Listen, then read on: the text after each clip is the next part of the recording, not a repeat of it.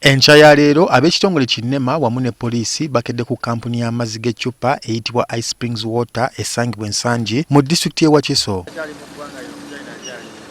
Kampuni eno ebadde ezimba ekikomera mu lutobazzi lwa Mayanja Kato wabula ng'oluvannyuma lw'okulabulwa abannema yakkiriza okukimenya.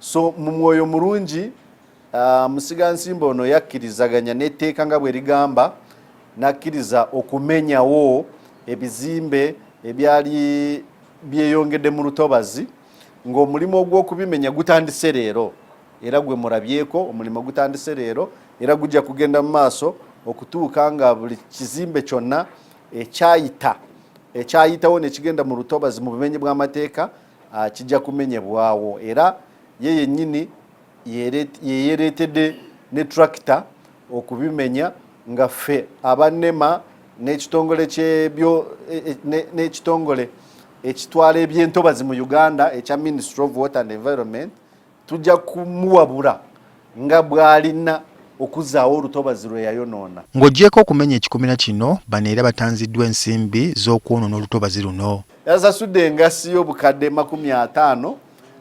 olw'omusango gwe yazza nga engassi eyo si yegenda okulongoosa ebyayonoona engassi eyo kibonerezo naye esente zagenda okukozesa okulongoosa we yayonoona ezo nazo sente zirina okuva mu nsawo ye kubanga tulina kye tuyita polluter pay principle nti ayonoonye alina okulongoosa ng'ava mu nsawo ye. Mu kifo kyekimu wabaddewo ne warehouse eri mu kuzimbibwa kampuni y'emu kyokka yo temenyeddwa nga bwe tubadde tusuubira.